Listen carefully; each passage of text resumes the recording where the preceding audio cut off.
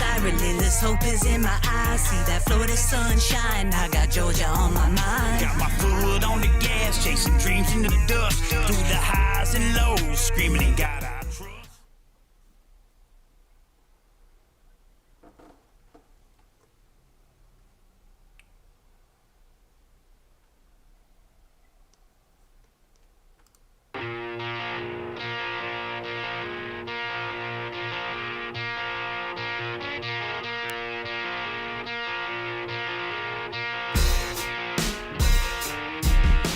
I'm riding by his side, relentless hope is in my eyes. See that Florida sunshine, I got Georgia on my mind. Got my foot on the gas. Welcome, 239 Live. We have a great show today.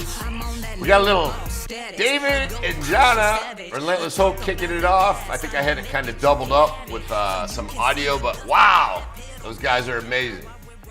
All right, I'm getting a little bit of a double here. Let me see if I can figure out what's going on. Can you hear me? Can you hear me, Dave? Oh, hold it. All right. Let me see here what we got going on. All right, here we go. You hearing a little echo, Patrick? No, I think we're good there, buddy. I think you had too much sugar in your coffee this I got a lot of sugar in my coffee today, so we're fired up here at the studio.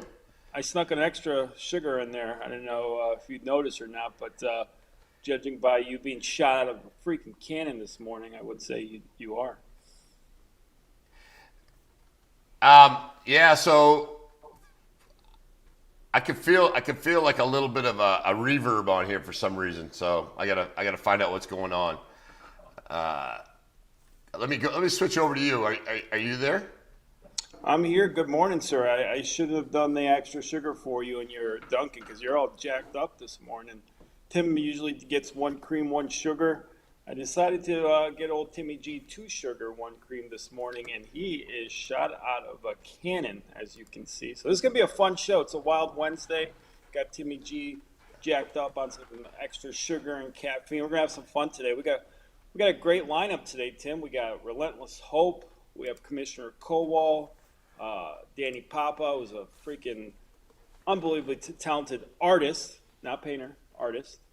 And we got Michelle coming on to close out the show. It's going to be a good time. Wild Wednesday. The Wild Wednesday, yes. Loaded up, 8:10, just coming up, or 8:05, Dave. Dani Papa, always a good one to have, like you said. And it's just amazing with all the guests. Have you been having a hard time getting guests to come on the show? We love it when they come on. No shortage. Not in the last week or two. Actually, a lot of people hit me up wanting to come on, and we're going to try to get as many people on that as we can. So, yeah. No, I mean, we're booked up today. We're booked up Friday, and blessed enough that people want to come on and listen to two jokesters have fun on 239 Live.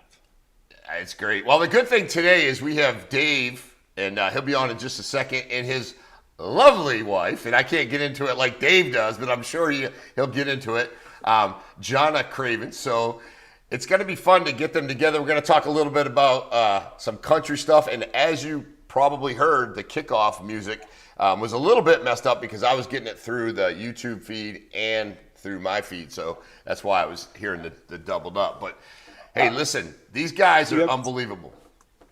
You haven't seen the football since kickoff. No, not today. And hey, listen, you doubled up on the sugar for me today on the coffee, so I think that's why I'm so fired up. But I did. Yeah, it's all good. It's all snuck good. One in on you. Yeah, that's good. Hey, let's go ahead right now. We've got we got Dave and Jahanna. They're waiting on us in the green room. Let's see if they're there. And hopefully Dave is fired up and he'll give us some good country living stuff going on up his way. Let me just get him in here real quick. Dave and Jahanna, are you guys there? Hey, what up? Good morning. Oh my God, guys are looking good. You guys look like you're in a bunker in Ukraine or something. you got the shirts on. You're looking fresh. You know how we roll, bro. Yeah. What's happening up your way? Did you guys get your Christmas lights down yet? Well, kind of. Well, we left them up for security reasons. But we did get the Christmas tree out yesterday. We did just get the Christmas tree down. You gotta love That's a true story.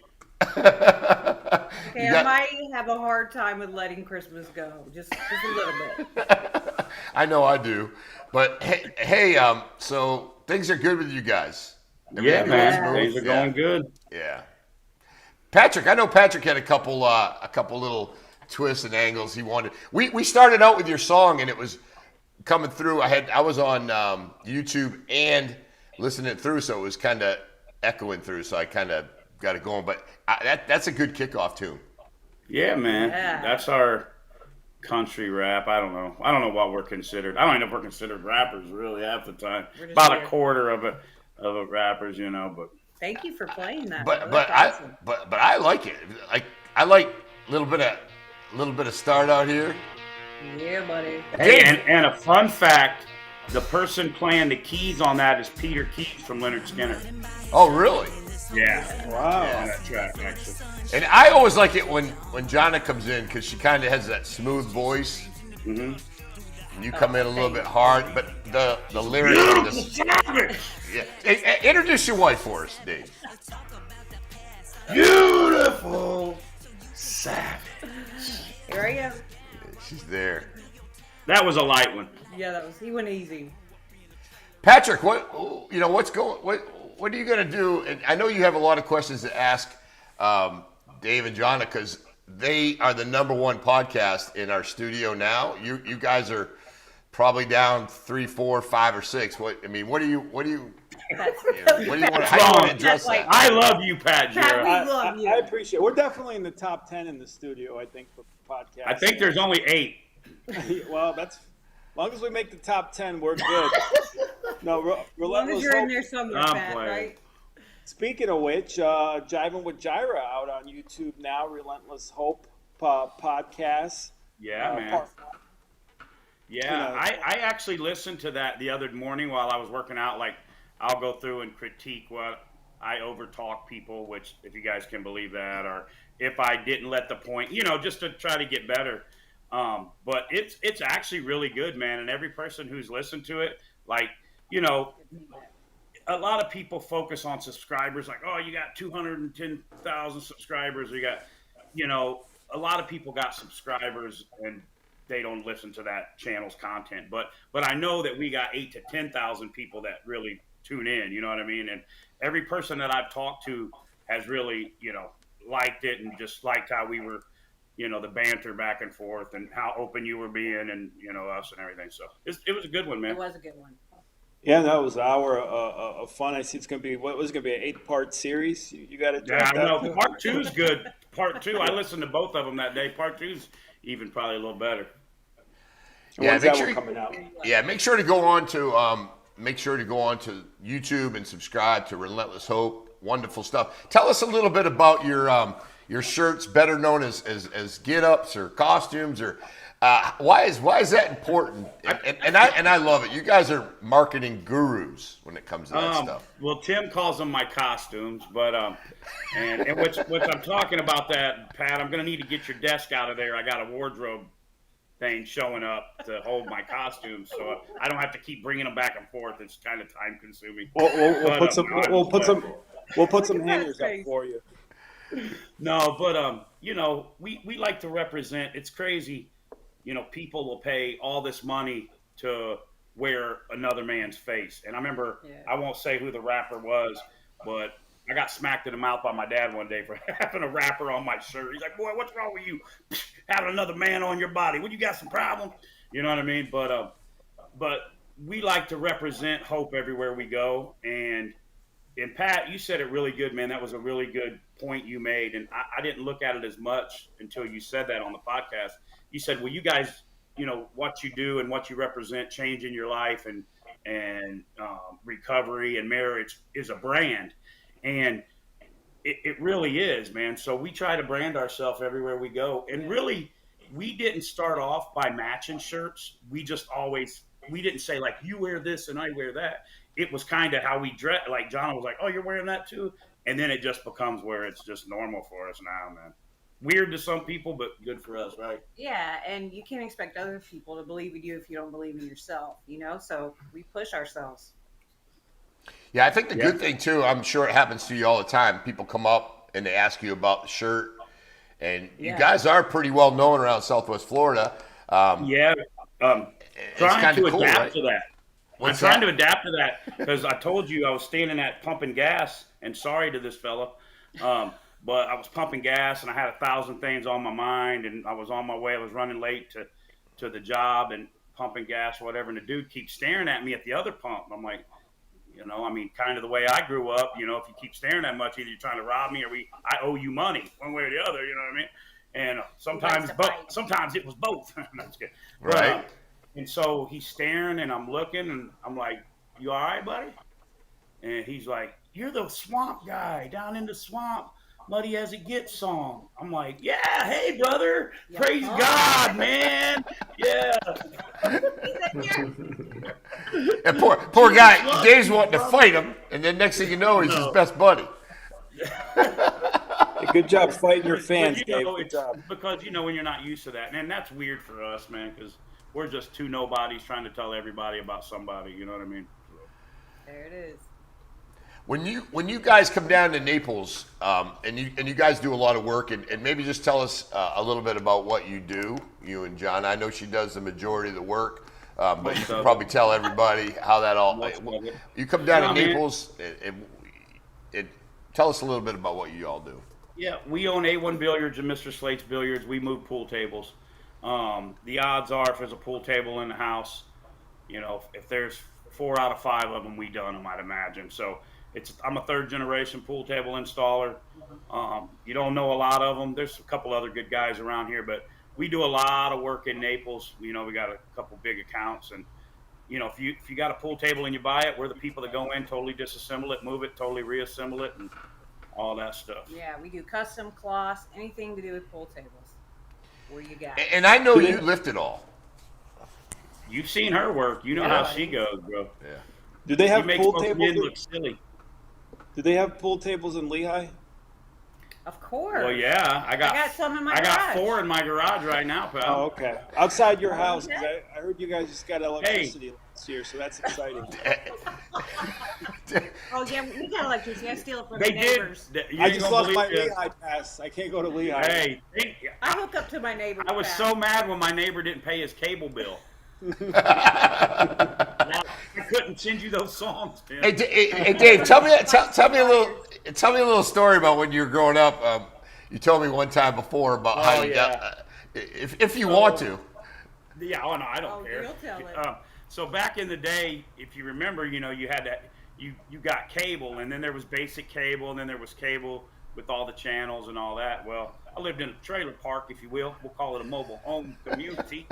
No, With wheels. they were trailers. Oh, they had wheels, bub, but we had little skirts around there. Anyway, the neighbor, he was a nice fella, but anyway, he liked to watch wrestling. He might have not been playing for full deck, but and so I'd go over with him. He had all the good channels. Him and his dad were like big wrestling buffs, so they had all the channels. Well, his parents were at work, and so I said, "Hey, buddy, I need to take a nap."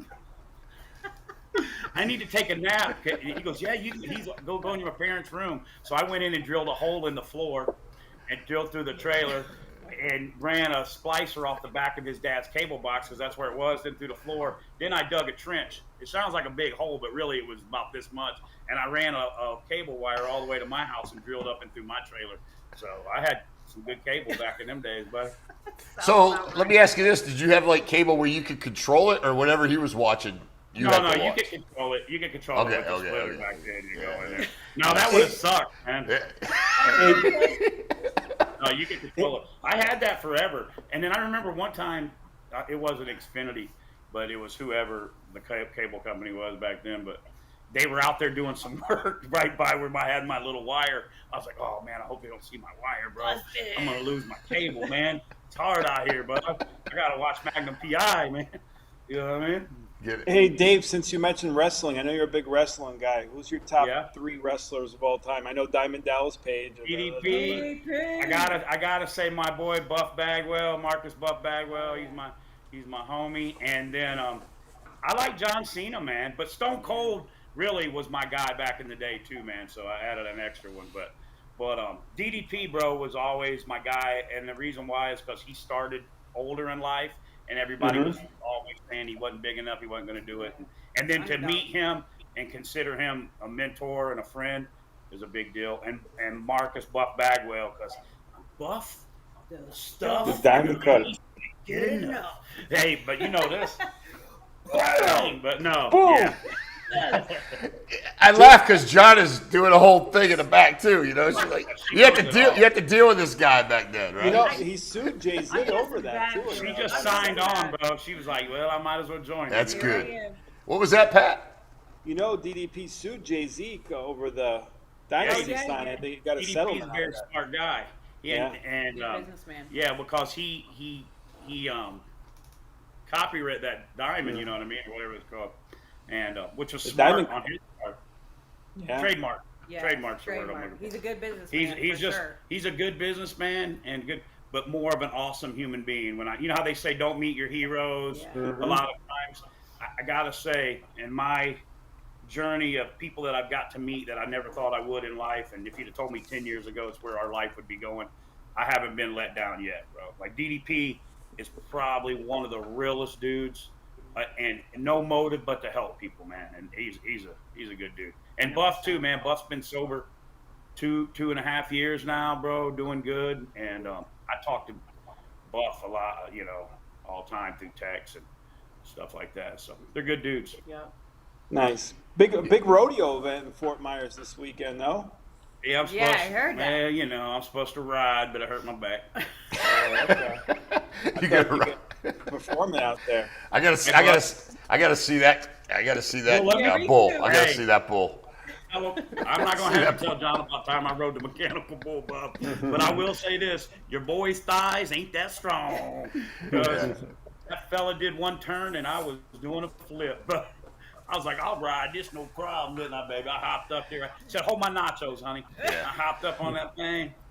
Well, those mechanical bull operators, those guys see you coming, and a guy like you or me, smart asses, get up on there. They're like, "Oh, Mr. Tough Guy, let's see how long I can get rid of him."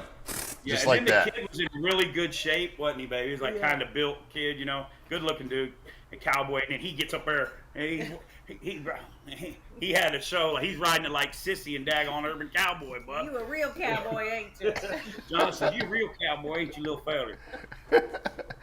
No, it's funny when you get on that thing and you know that the guy's sitting there looking at you like, oh, I can't wait till he gets up there. I'm gonna throw him in about 2 He seconds. played me because I was kind of cocky. I did that down in Key West. I did it in Nashville. Shit, man. I'm like, I'm a pretty strong guy, you know, whatever. I can get on there. That guy bucked me like right off. And But if you and ever they like the notice- girls on there. They like the girls. I'll keep them on for a while. Well, of course. And they like to make the guys look stupid in front of their girls. But here's the thing: you ever notice bull riders aren't that big of dudes? No. Oh. They're little fellas. Yeah, they you know are. what I mean? So.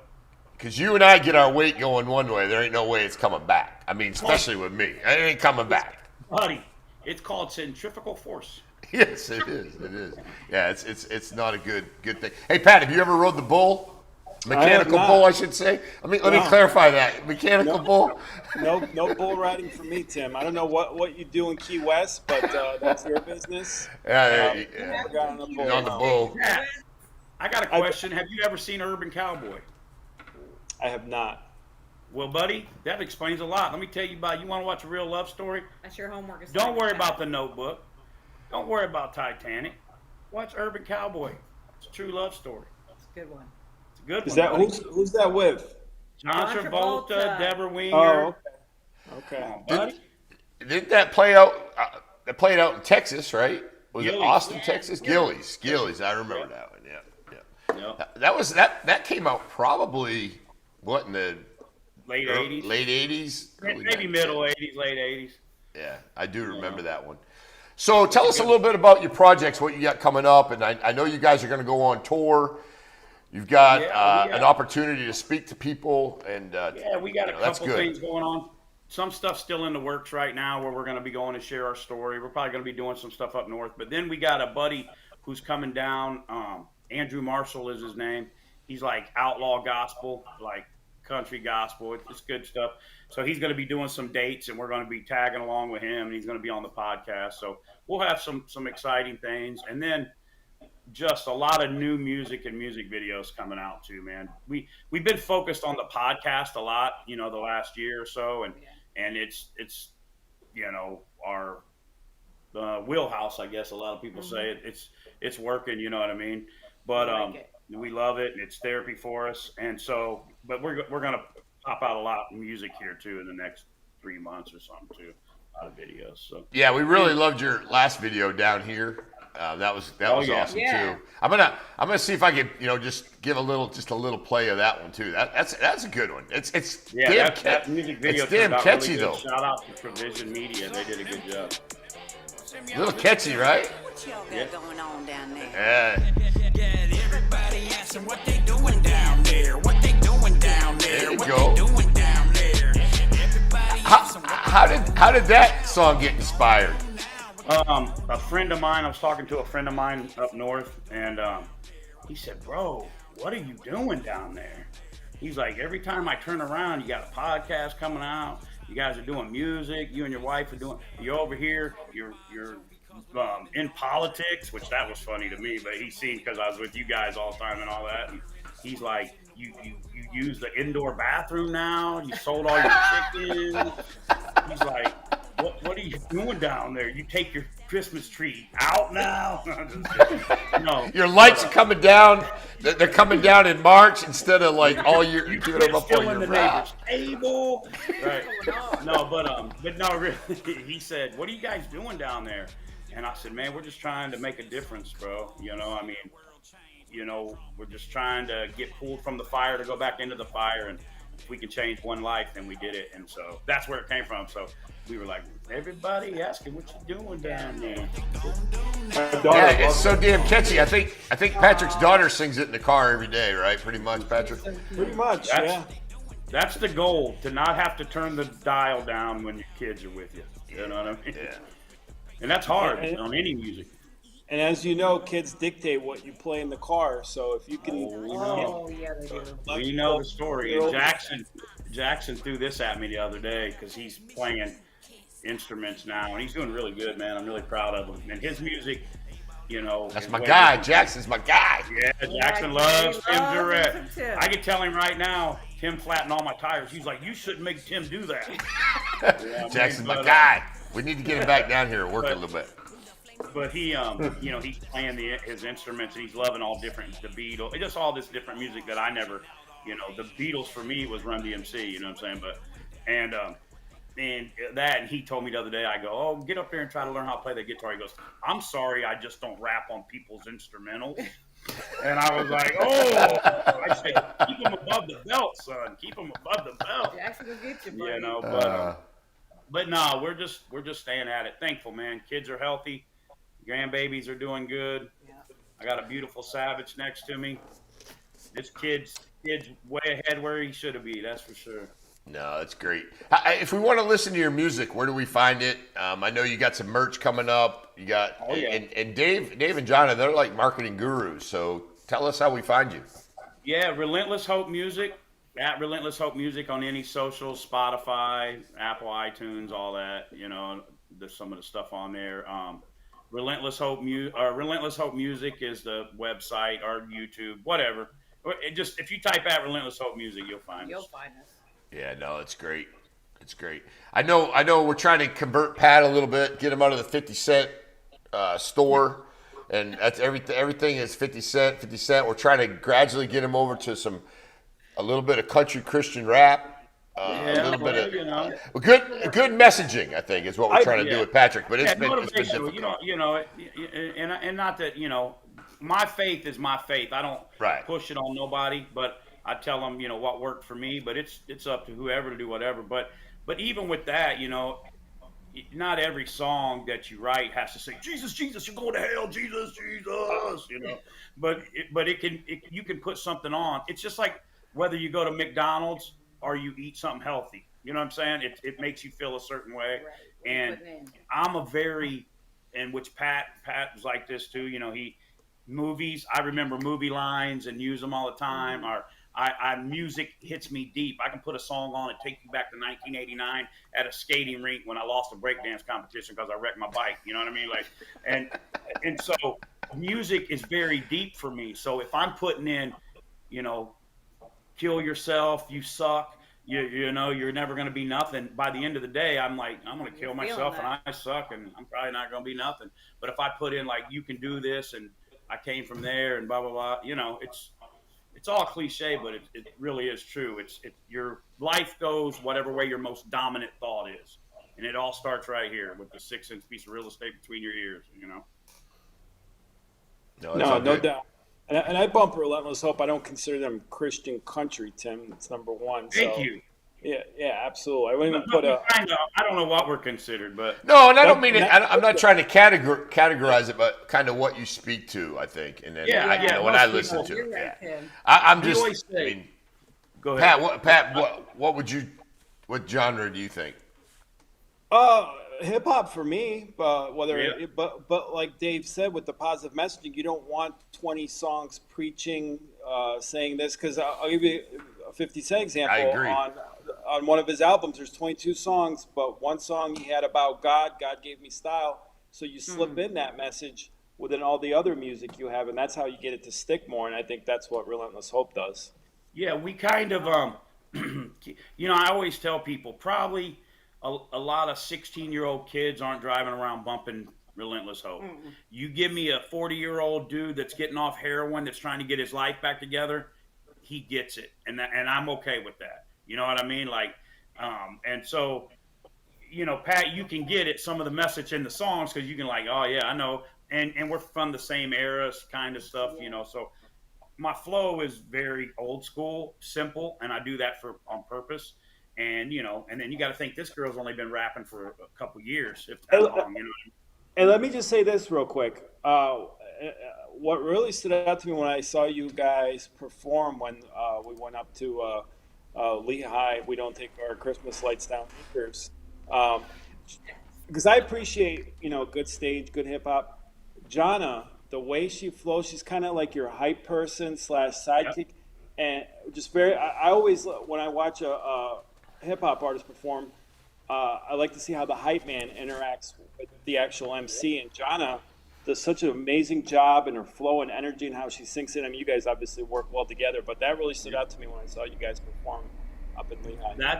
That's how she started. Yeah, that's how I started, Pat. Thank you for that. I was doing a lot of concerts, and I was about 120 pounds bigger than I am now, even, and I was just out of breath, and I needed a hype man, but, we were going, and she was obviously my wife and with me, so I'm like, hey, this next time you're going to get up and all the songs, because she was yelling them. I was like, you're going to just kind of take my words in here, and that's how it started, and then and we went, and we're like, hey, I'm like, she can do this, and then now natural at it, because that's not an easy thing to do, be a hype person for someone. You can tell you're natural at it. Yeah, well, Pat, she's got her own first song coming out that she wrote and done without me involved, which is very, very good. It's called "Beautiful Savage." Imagine that. Yeah. Okay. Hey Pat, I didn't want to tell Dave in such a harsh way that you did that. Jahanna is basically the one that's pulling the, I mean, I was trying to be a little bit. I think Dave's smart enough to realize that everyone's there to see. I realized that a long time ago. Oh, you guys are so funny. I'm with you on 50 Cent because my son, oh my gosh, my older son Ethan, that's all he would play is 50 Cent, and he's 31 now. But oh my gosh, every song, every album, that's all we bumped in the car when he was little. So I'm with you. That's awesome. But no, hey, thank you guys so much for coming on. We appreciate you. We love you guys so much. Love you. We appreciate it. We're going to bump it up a little bit, crank it up. Thank you guys so much for coming on. Yeah. Woo! Love you. Yeah, love you too. Yeah. All right. Here we go. Patrick, you still there, buddy? You got a little bit of tunes cranking. Relentless Hope. Yeah, hey, listen. We got Dani in the green room. I think he's getting ready to come on. We'll get him on in just a second. But those guys are so fun to talk to. I love giving them busting and giving them a little bit of hard time about the country.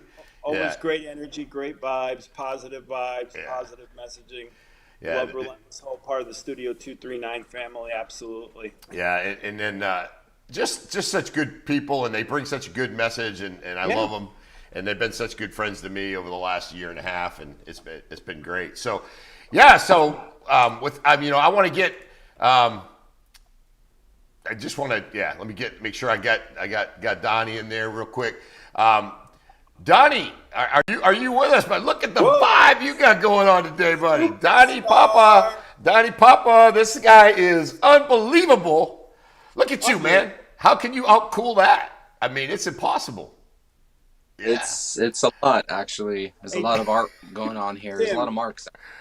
The temperature in the studio just dropped 10 degrees, man. Yeah, look at you, man. Look at all fresh. Cool. Yeah, look at that. Yeah. Thanks for having me on, guys. No, we're fortunate to have you on. Yeah.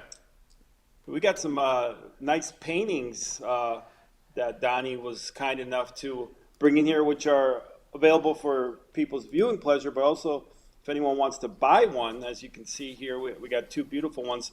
They can come look at it and purchase it. Definitely classied up the joint a little bit, Tim. Yeah. We don't want to come out of the gate with, I know Donnie's not like that, trying to sell something. He come over here the other day, and we had a podcast. He sat down, and he started drawing. But this guy, I mean, God-given talent, and he came over, and he goes, hey, I'd like to hang up a couple pictures, and we actually asked him if it was all right to do so. Just a smooth, nice guy. I think we were laughing about it earlier. We were calling him Dani Papa the whole time, and he didn't say nothing. He's like, all right, we got it. So but the name is smooth. He's smooth, and he's done so much in our community, and I think he does a lot of it out of the goodwill of his own heart. Yeah. Dani, tell us a little bit about yourself and how you got started and what you got going. Yeah. Thank you for that, really. And I do it for the smiles, honestly. I like to make people smile, really. But I started really as a high school art teacher, made my name around town by doing a lot with students and outreach. We did a lot of community outreach. Whether I was doing live painting performances around town or, making resin jewelry and selling it at events and everything. So it was a really cool, a decade worth of a teaching career that really, blossomed this beautiful art that I'm in right now. And I'm just really enjoying it. About a few years ago, I tried to get my graduate degree just because high school was fulfilling, but college is where I think my next platform is to start teaching. But in the meantime, I'm just enjoying commissions and events and everything and making people smile. No, and you do. I was at the Make-A-Wish event the other night, and one of your works was there. It was displayed in such a way that brought a lot of smiles and joys to people. And when people walk through there and they look at it, it just lightens people up. And I think when you're there and you can actually do a painting while you're there on site is really cool too. But what surprises me is how quick you do it and how you can just look at something and pop it out. I mean, it was crazy the other day when you came into the studio and you took actually it was Dave and Jahanna who were here, and you did a little quick drawing of Dave, and I was like, holy smokes, that's amazing. It was amazing. Well, I mean, it blossomed. I think my practice really blossomed from, working as an art teacher. I mean, imagine it. You have 7 periods and you have to teach a freshman class how to draw an eye. Well, I'm working, one vessel, one sketchbook, and just continuously drawing eyes the entire day, 300 students. That practice makes progress really, really set in, especially after you do it day after day, week after week, month after month, and year after year. So practice really becomes ingrained instinct. And I like to say that practice has evolved from improv to instinct. And that's what I would tell my students, that you need to develop that improvisational experience and develop that instinctual side to your practice, or even any practice, honestly. But it's very, very opening, very vulnerable to, I guess, create on a daily, especially when you are full on inspired by everything that goes around you. But I like to tell people it starts with a You just make one mark a day, and you just keep fueling that curiosity. Yeah, no, we appreciate it. We're getting a little bit of we're missing a couple words, but it's we can pick it up what you're saying. But good stuff, good stuff. What inspires you? Like, how do you let me just go over to this art. This is Prosperity in Bloom, acrylic paint, acrylic marker on a canvas, 30 by 48, and it was painted on the water with nautical miles charters in St. Petersburg. I mean, what actually inspires you when you sit down and you start saying to yourself, okay, what am I gonna paint today, or what am I gonna produce? How does that come about? Yeah, I mean, each piece has its own story, really. Like for instance, this piece, I'm friends with a lot of musicians, so shout out to Sun State Blues, Bryce and Eddie Kopp from Sprout. But they're really good friends of mine, and anytime I have an opportunity to play alongside musicians live or alongside musicians live, that's usually the where my most inspired moments come from. So for instance, this painting, when they said that they were going to be playing music live on a charter boat going to a sandbar, I immediately said, guys, tag me along, let's do this. I always wanted to paint a boat. So I set up a canvas and an easel on a boat, and man, the boat was rocking back and forth. That was but it was really, really interesting. After about 2 hours on the what came through. And I usually love to get inspired by the environment that I'm around. So it could be anything from a coffee shop or to this charter experience that was so beautiful. But I really love to find a subject and really, really highlight them with a lot of marks, energy, colorful marks, essentially, that just makes people feel good. Yeah, in this picture, could you tell us a little bit about what, obviously you're on the boat, and you didn't paint anything that was about the boat. It was about a person. Was there a person on the boat that appeared like this, or was it just something that came to you? Because I really want to go with you next time. Yeah, there wasn't naked people everywhere, unfortunately. But I have, I have worked with through my graduate school. My entire graduate study was about the human body. So throughout my many years, I've collected a really nice bank of photos of models, and just whenever I'm at an event, whenever I just need a inspiration, the environment is really inspiring, but then I look for a subject. So I'll find a model within my bank of photos and start sketching out the model, and then just allowing that environment to dictate the aesthetics and the energy and the colorful marks afterwards. So this model really doesn't have anything to do with the actual, I guess, space. I guess it's the creation of the piece that speaks more about the environment. Yeah, no, that's neat. Now, how long does something like this take you to create? Ooh, it ranges from like 2 hours to 3 hours. I'm pretty quick. Again, that practice makes progress mentality, enabled me to work quickly and efficiently. Yeah, I can imagine, like, how many, your palette on this, and again, I'm not an artist, but, like, how many colors do you think are involved in this? I don't know the best question to ask on that one, because it's amazing. It's for me, I like to use a mixed media. So I'll start here with something like using some charcoal or graphite and just a quick sketch of the object. And then while we're on the sea, and listening to the music, the body starts swaying, and you want to start getting into the action of making and everything. So I'll immediately stop drawing the figure when it's just a very basic, start going in there with color and everything, and having fun with there. Yeah.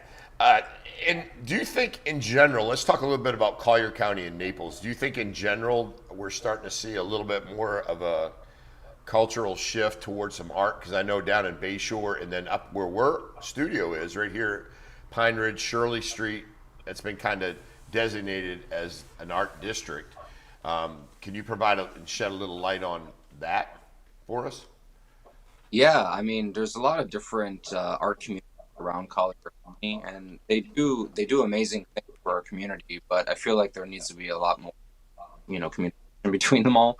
Like Naples, for instance, is such a beautiful area, smack dab in the center of Naples, and that's actually where you guys are. But I feel like there's a lot of good things just because there's been a lot of shift changes, administration and everything. So I'm kind of hopeful for the horizons this year, like the Naples Art District and even Bay. Last year, I mean, the board of directors for Bayshore Arts District, and we made some, outreach and community involvement last year. Our fashion show, we raised nearly $50,000, in one evening just to, you pour back into the arts and culture scene. So, I mean, I'm really committed to the philanthropic efforts of blossoming cultural identity peoples in Collier County, and hopeful to find more just like us who want to see the beauty of the city. And I see you at a lot of events, Donnie. I mean, from Lauren Maxwell's Christmas party to Bourbon and Bubbles, you name it, Donnie's there making, doing some art. An event that sticks out in your mind that, man, that was a lot of fun. That was a great event. I want to come back to something like that. It doesn't have to just have to be one, but one or two that kind of stick out to you that you've been a part of. Ooh, recently? Yeah, in the last year. I mean, the Lauren Maxwell party, that was amazing. And you talk about experiences. That was the first time I ever got to paint alongside a DJ and a live drummer, which the percussion of that, for someone who's like me, who's swayed by movement and music, the percussion there was really, really amazing. So I would love to revisit something like that. Her party was such a cool experience in itself. But another amazing one, I mean, we just completed tables recently. That was always so much fun, to erect a tablescape out of your own creation and just watch again as people smile as they walk around your kitchen. So that was a recent fun event. I think that happened. Do you have any coming up, Donnie, that you're going to be a part of in the next month or so? There's a Make-A-Wish event tonight that I'm going to be live painting at. Fun. And I also do a lot of live painting performances at Pop.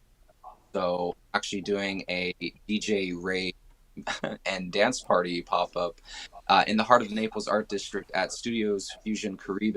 And if you guys want to join, you can learn how to house shuffle, and then you can party afterwards, a little DJing, and then you get to yeah. Then you can have a performance of me painting on mirrors. So it's gonna be a really, really fun experience. No, that's great. One of the things that I have seen in Naples, for the most part, I mean, the change and the shift. I remember Bayshore Drive when it was pretty rough. It was Kelly Road and a couple other things, and there were a lot of things that were happening down there. So when I think when art comes into an area or into a district, it makes a huge impact for the better. And I noticed that up here in the industrial park. As you drive down Shirley, you're seeing all kinds of these studios coming up. And the big thing, I think, is getting the information out that there are those studios. And by you being out at these events and people getting to meet you, getting to know you, and bringing some of that art to life, that really is a huge, huge improvement in the community. But I really think Naples is starting to get a little bit more culture as far as the art world goes. So, and it's a lot to do with people like yourself and you and out there doing it. Yeah, totally. Like public art is a whole nother beast in itself for this county. But at least the arts and culture scene is really something beautiful here. No, it's great. It's great. I got one last work that you've done. I'd like to maybe get a little rundown on how this came up. Before you get to that, Tim, what was happening in Bayshore in the 90s and early 2000s? I'm not familiar. Yeah, you're very familiar. I know you know it very well down there in Bayshore. You spent a lot of time there. But yeah, a lot of actually there was a lot of narcotics down in the Bayshore area. A lot of prostitution. Really? A lot of people running the streets hard down there on Bayshore. I don't know if you remember a little bar called, I don't know if anybody here's on the thing, a bar called the Silver Dollar Saloon. I don't know if you guys probably don't remember that. I've been here a long time. Silver Dollar Saloon, we used to get called there a lot, and it was a country bar, a lot of fights, wild times. But yeah, so it was, and Bayshore Drive was pretty active, and Collier County Sheriff's Office, and I will say this, that the Sheriff's Office is just a small part of making communities and areas better. The community, if they get involved, then you see real true change, and I think that's what's really happened down on Bayshore. So yeah, I know you're very familiar with. So I see Mark's chiming in a couple things here. Yeah, Donnie's making Bayshore great again. Oh, sorry. Oh, my bad. You were cutting out. Say again. No, so it's safe to say Donnie's making Bayshore great again. Oh yeah. Is that fair? Well, it's funny. I recently painted at the Med down there, and that was my first time there. Beautiful restaurant, by the way. If anyone has not been, I definitely recommend.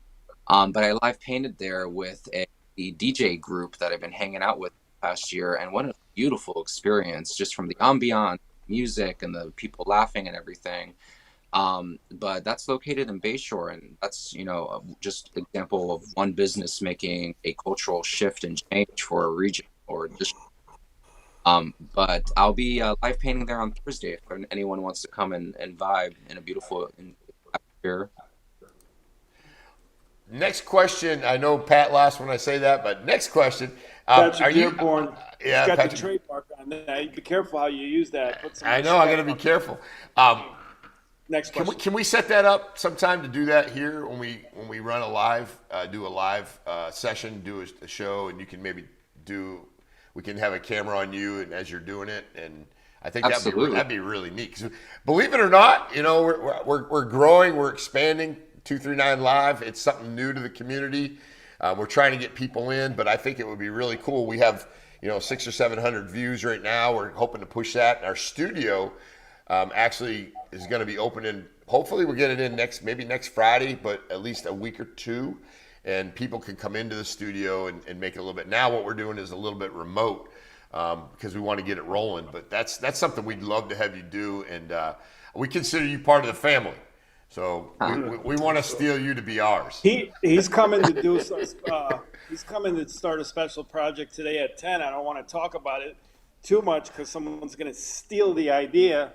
But I am fired up about what we got going on later today. Yeah, no, we love it.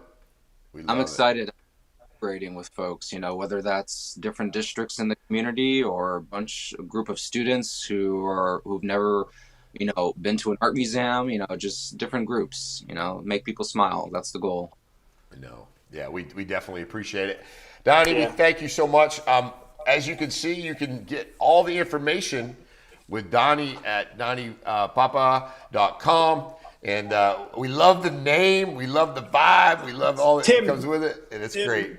Tim, you did great. You didn't call him Poppy once today on there. No. I mean, I don't mind. My full name, to give everyone clarification, Papa is my real last name, so it's the first 4 letters of my last name. My last name is 12 letters long, so if anybody, it's Papa Nick. Yeah, no, that's great. We are totally honored to have you on, and it's anytime you want to come back, and we love your artwork. It makes this place a little bit nice, nice. So yeah, it's good. And we'll see you in a little bit. Thank you, my friend. We appreciate you. Perfect, guys. All right, see ya. Everybody. Bye. He's good, man. He gives it a lot of vibe, and especially when he does his live artwork. I mean, I don't know if I know you've had a chance to see it, but it's just really cool. Yeah. Lauren's Christmas party, yeah. Yeah, he's amazing. Well, we got a couple things, Pat. I'd like to go over with you.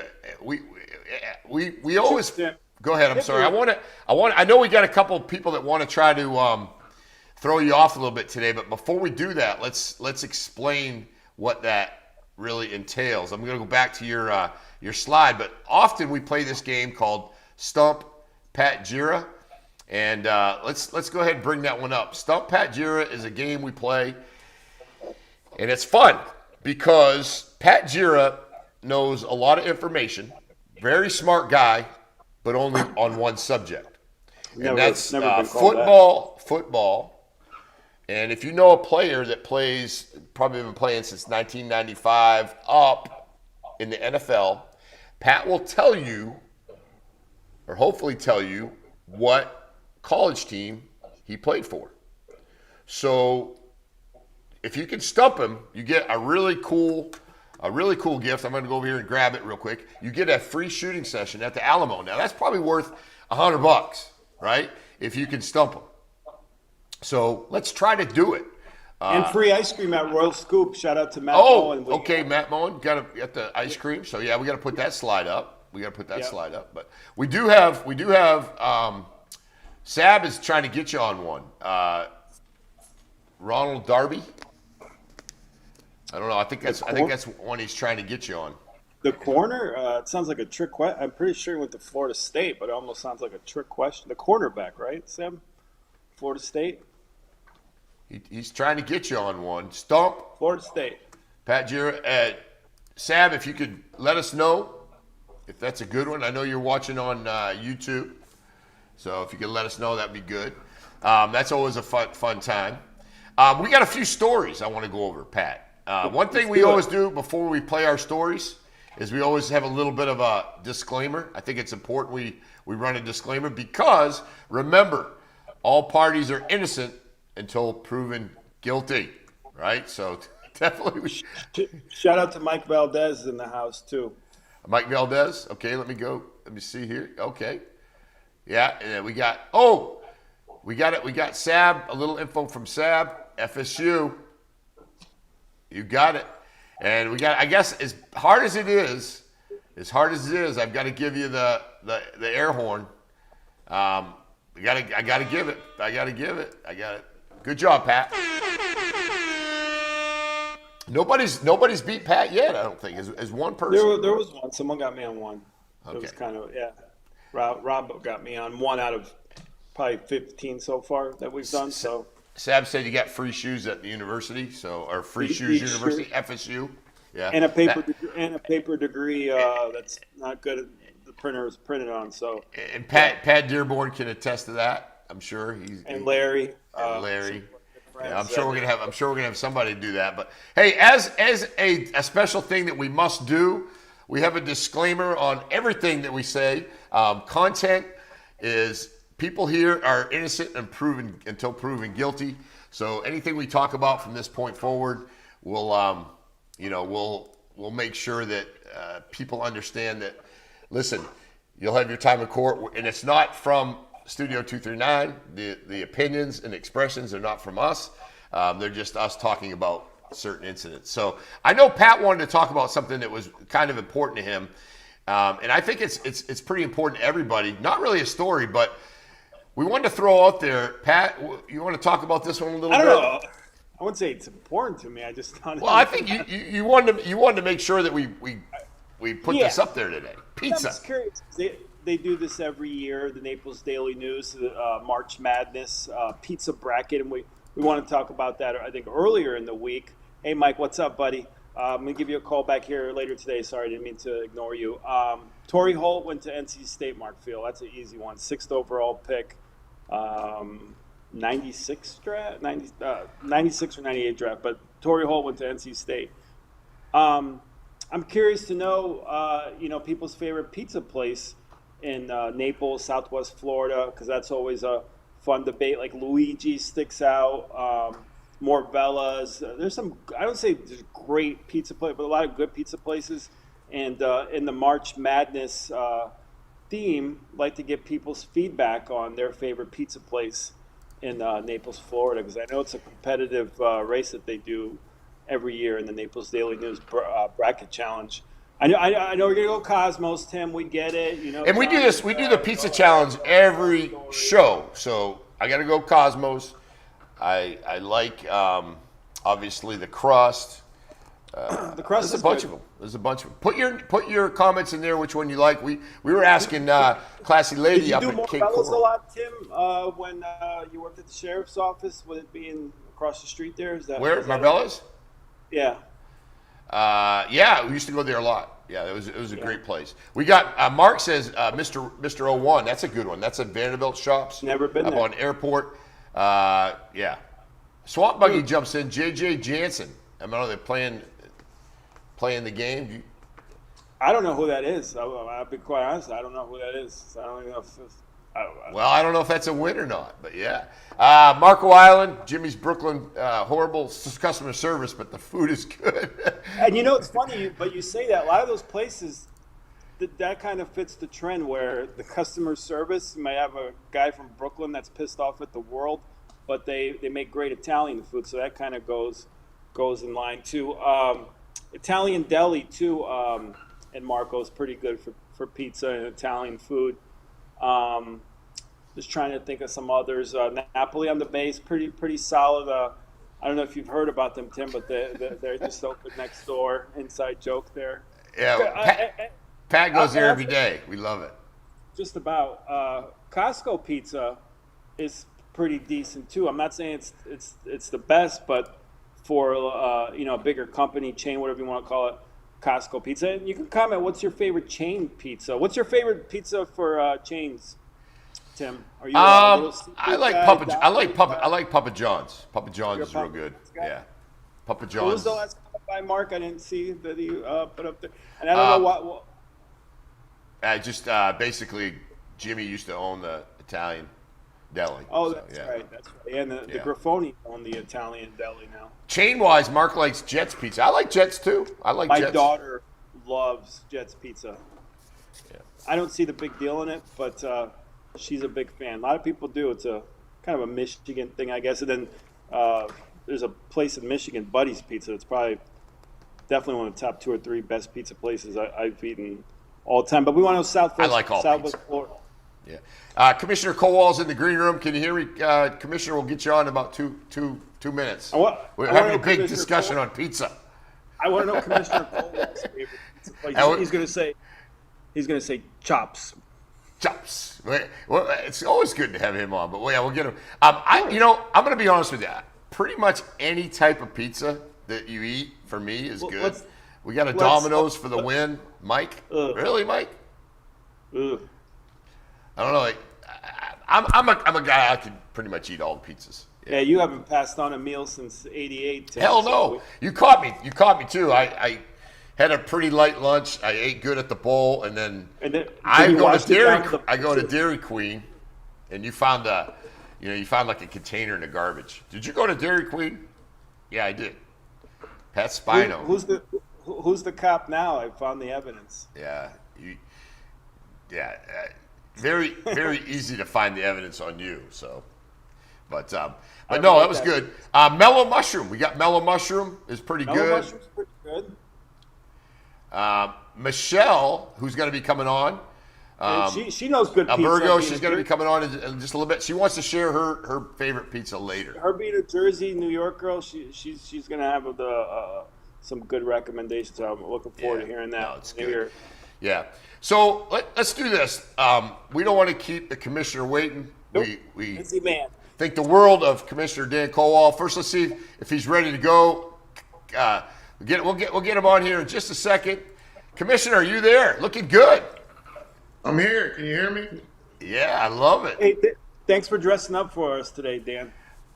Yeah, today's a field day. I'm gonna be out running around the district in the county, making sure our people out there doing what they're supposed to be doing. I don't think they ever had a commissioner that actually shows up to construction sites and stuff. So no, hardest working commissioner in the business as far as I'm concerned. But before we get to local stuff and politics and all that good stuff, I want to know Commissioner Kowal's favorite pizza place in Southwest Florida. Yeah, I've been searching for that unicorn for many years since I've been here. Coming from not really the Northeast, but the Pittsburgh area, the Rust Belt, beginning of the Rust Belt area there, and being so ethnically diverse. The city's divided up in all these. You have your Little Italy's and your Polish Hill, and you can find some fantastic food, and especially pizza. I mean, everybody says that pizza from their hometown is the best, and I believe that. But I think me and Tim actually went a little hole in the wall on 41 East Trail down there, Bruno's. It's a straight up Brooklyn, New York experience. Dude. Yeah. Guys like, hey, got cash? What the hell, cash? Sal's or Bruno's. Yeah, it's right there on the East Trail. It's great. Great pizza. Yeah, he had some really authentic taste in New York style pizza, and the other one I've been getting, I think, is pretty good and pretty close to good pizza is the in Galleria Shops there. I want to say it's like Giovanni's or something like that, or it's right behind the Walgreens there. That's Larry's favorite, and Jen Mitchell's. Oh, is it a good one? Yeah, it's really good. They do what they call a grandma's pie or something like that. It's really good. Sweet sauce on it. Really good. Yeah. Yeah, there's no doubt there's a difference because where you grow up is very important, right? So you grow up in the Northeast, New York, New England area, you got a different pizza. Chicago, they got their own pizza. Believe it or not, I go to Italy as much as I can. I go over there. I'd rather have the American pizza. And, you know, Italian, real traditional Italian pizza over there is not, I don't even care for the taste as much. But there's so many good places in Naples, and they do change up quite often. But, you know, I enjoy it. Good thing about European pizza, you can eat all you want. You don't get fat. That's true too. The ingredients are much better. Yeah, without a doubt. Well, and I know that Pat kind of ripped on the way, you know, he's, you know, dress up. Every time I see Dan, I look at myself and I'm like, hell, he's Mr. GQ. I mean, we talked about it on our podcast, and I had some people come up and ask me. They go, "That was funny what you told the commissioner," but he does look good. You know, he when he goes out, the other night we were at an event, he was squared away, and I'm sitting there, you know, tightening myself up. But yeah, you look good. Dan, did you notice that Tim and Colonel Bloom had matching shoes on? Yes, their outfits were almost matched. I think they called each other before they went out to coordinate their outfits. We did. Sounds about right. Because they know they're not going to outshine you, so they said, "Oh, let's just dress alike and see what we come up with." Great picture, by the way. Three of my absolute favorite people: Colonel Bloom, Tim, and Commissioner Kowal. That was a great pick. Yeah, it's good. Yeah, Commissioner, it was a good time for a good cause. Commissioner, you and your wife Lauren Maxwell, very much in tune with the community. Do so much. We had a discussion about it the other day. Involved in a lot of charities, just doing the right things for our community. And I'm going to be honest with you. Since you've been in the commission, I've been able to watch you. We worked together for many years and really do some things for our county that have been outstanding. And the great thing I really enjoy about Dan Kowal is he doesn't talk a lot. He only talks when he needs to, but when he says something, it means something. So I thank you for being who you are, and you keep things calm. I think we've seen some stuff in the past at the commission's meetings, and I think you guys all work really good together, by the way. Every one of the county commissioners, I kind of know them all fairly well, and you guys are all approachable. You listen, and I think that makes the world of difference, and we appreciate you on the commission. You've done a great job. You know, a lot of people don't know, you know, our schedule, you know, we do a lot more than just, you know, commission meetings, you know, every other Tuesday. You know, we had a workshop yesterday that went from like 9 till 2:30, 3 o'clock in the afternoon. And, you know, the premise of the workshop, the majority of the conversation was three major topics. One was water quality in the outer Clam Bay Pass. How do we address these things, get ahead of it, you know, using possible dredging operations to ensure that the health of these waterways stay, you know, at the standard I think that people deserve. And the other was looking in the future, you know, for our waste management and our garbage, our disposal operations. And, you know, eventually if we don't get ahead of it, you know, 20, 30 years down the road, we're going to outgrow our own dump and the waste management operation. And the sad part is it takes 15 years just to get the permitting process in. Once we do find a location in the future to expand or even expand the footprint we already have. So these are the type of things that, you know, we want to think out. You don't just think out 4 or 5 years, you're thinking out 100 years. Because this is, you know, we don't want to have our children and our grandchildren and you know, our people in the future that are going to occupy this community have to worry about these problems, or they have to actually pay somebody to remove our garbage, and and pay somebody else to handle these things. So that was a big part of the workshop. And the third was we've been doing the Doge way before President Trump was doing the Doge. We had Resource X come in about a year and a half ago, which is basically similar to looking at where we can restrict spending, where we can move money around, or where we can subsidize money so we're not always using the taxpayers' dollars. And a few numbers were passed on to us that, not realizing the past 2 years we've lowered the millage rate. First time in 14 years the county commission has lowered the ad valorem tax on property over a 2-year period. And just from that, they calculated about $149 million in savings and taxes to the property owners here in Collier County. And even if we stay at what they call a tax neutral or a millage rate neutral this year, and it would still probably increase another $90 million savings in the future. So these are kind of the things, that with this board, we kind of have like a common a goal and mindset moving forward. Is definitely to have the best public safety, the best infrastructure and utilities going out into the future, and saving the taxpayers their dollars. I mean, it's we're in a unique situation where home prices, resale, new construction, we build revenue without raising taxes, just because of that reason.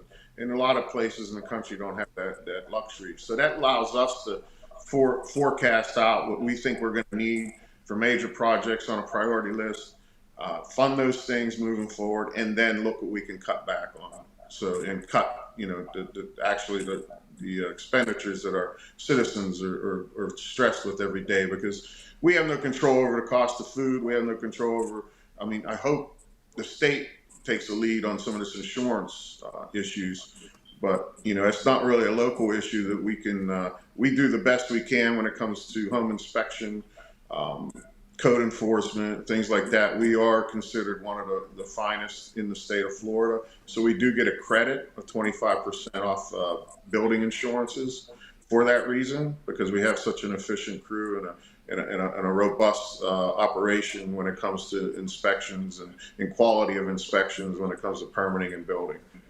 So these are just some of the things that, go on behind the scenes. A lot of people don't see your local government, at least your county commissioners that are on a daily basis we're dealing with. And Commish, talk to us about Naples. Obviously, we're blessed to live in a beautiful city and county like Collier County. What's the most biggest challenging aspect of watching Collier County and Naples grow, and how do we face that challenge? Well, it's twofold, and the sad part is one doesn't help the other. We already know that we're one of the most expensive places to live in the state of Florida. The zip code itself is expensive. The dirt's expensive. But we also have a lot of businesses, hotels. Our industry, we don't have like an industry like a steel industry or glass making or auto industry that supports our economy. Our economy is supported through tourism and basically, through restaurants, hotels, clubs, beaches, these type of things, anything associated with the water, but they all require employees. And these employees have a hard time living within a close boundary of where they work. And this is stresses. It stresses what our system of the way we move around, which is our roads. Our county's designed for vehicle traffic, not mass transit. So that being said, when people can't live within a mile or two of where they work, they have to traverse a long distance to go from where they can afford to live to go to where their job is. And that stresses our choke points coming into the county, going to and from. Most towns and cities that have been established for many, many years, traffic goes in all directions. They're going east, west in the morning. Our problem is our traffic is heading west in the morning and our traffic is heading east in the evening or north. And those choke points get overwhelmed. So when we talk about building affordable workforce housing and things like that, Of course, that's construction. That's going to be, you're going to add more, not so much population working here. You're just going to have a place for them to live, which you hopefully strategically place them where industry is going to be, where they can traverse easier to and from. So we still have the same amount of people that come into this county every day to live, work, and operate within the county boundaries. The only difference is we're going to move them within the county, and then they have a shorter trip to and from work, and they're not always going in one direction, coming from either Lee County or Hendry County, or way out east to come to west to work. So if we can create communities where they can live and where jobs closer to those communities, a lot of people say, well, construction is just going to add to the congestion or add to the population. The population's already here. They just come from somewhere else to be here every day. If we can have them within the boundaries of Collier County, then that'll cut down on these choke points, this constant going west in the mornings and constant going east and north in the evenings. So they'll be closer to commute, and even some that are closer to the urban areas can actually use some transit. We do have the CAT system. We have a lot of, it's not like you would see in other cities, but it does function to a point where it can move people to and from without having extra vehicles on the road. And I'm just going to say this, and this is a phenomenon that I've never seen in my life until I lived here, was that we have 3 rush hours, and it's based around the times the schools open and close. Because I've never seen so many children driven to school in cars in any jurisdiction I ever lived in my life. School time. You definitely know when school's So during school season, we have 3 rush hours because these kids, we have almost 60,000 students in our public schools, not counting our private schools, which doesn't have bus systems. And how many multiple private and charter schools that rely on car traffic? So we have a massive bus system for these kids. They just don't utilize it. And it's when I grew up, you either walked or you rode a school bus. You didn't get driven there by your parents. And this is, I don't know, I've never seen this phenomenon before. Yeah. So, and it adds stress. It adds stress to our roads. And I mean, it's something you don't predict or you don't plan for. You hope that, mass transit these children through the school system and the bus system would alleviate it, but they don't take advantage of it. Yeah, Mike was asking, not to cut you off there, are there any incentive for investors to invest in Naples? I know you guys have done some things to try to get business here. Commercial real estate, multifamily. I'd like to hear a little bit more about that because that's obviously places to live at a reasonable cost here for our public safety, teachers, healthcare workers, that type of thing. That's a huge thing. Yeah, since I've been on the Board of County Commissioners these past 2 years, we've probably, and with the Affordable Housing AHOC Committee, we've probably added more affordable workforce housing units than ever before. And that was with a couple different, with public and private partnership, where we had an old parcel of property that was supposed to be the emergency center. It was off of Santa Barbara. And we ended up using property in Lely for the EOC. We partnered up with McDowell Group, and they built, it was 100% affordable workforce housing units. They used the county property, but they used their own money to build it and fund it. They used a couple grants from the state with the Live Local, and that filled up. The minute they cut the ribbon on that thing, it filled up. I mean, we got people that work in the park system, teachers, some EMS, even some deputies are living in there now. There's about a 200-person waiting list. There are 2 more projects similar to that are online with that same group. Then they have the large one out on the Golden Gate Golf Course that should be breaking ground here real soon.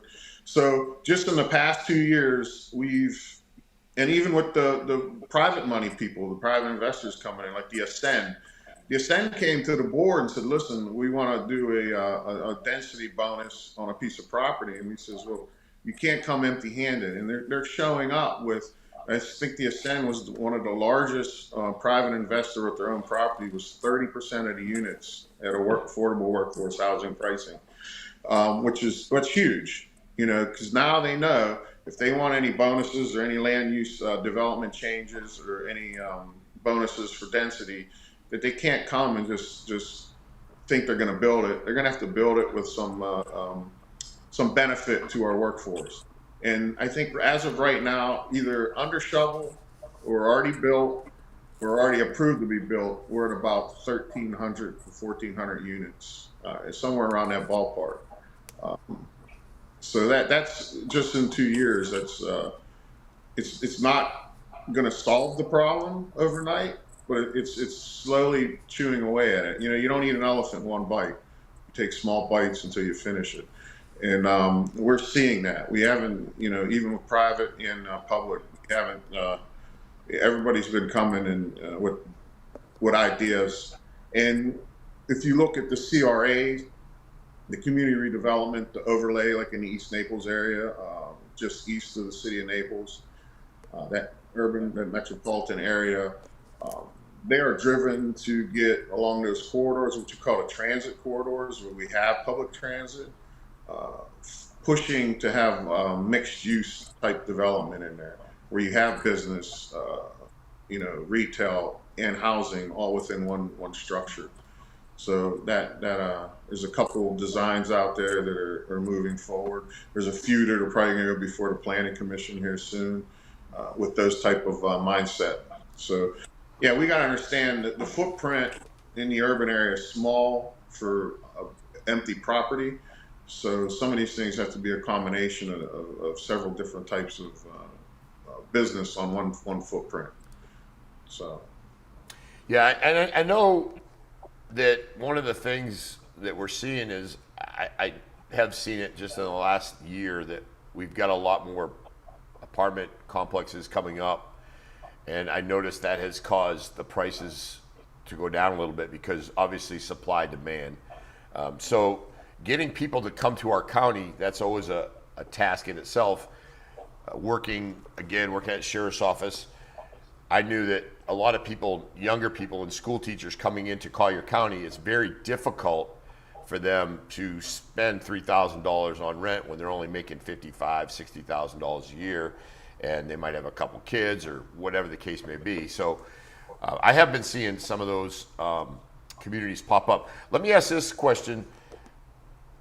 We know that there's growth. We know that there's people talking about a Costco in East Naples. There's talking about an apartment showing up in my neighborhood. What can we tell the Collier County citizens that live in those areas about before those businesses arrive? What the process is to actually put in a Costco or to put in a community in one of those areas? What can we tell them? Well, take the Costco project for instance. I know Commissioner LaCastro has been very involved in that, and but the community has to understand a lot of these properties are already pre-zoned, and I believe that property that the Costco, I'm not as adept in it as he is, but I believe that's already a C4 property, which by state statute you could put a Costco on there without even having to go before the Board of County Commissioners.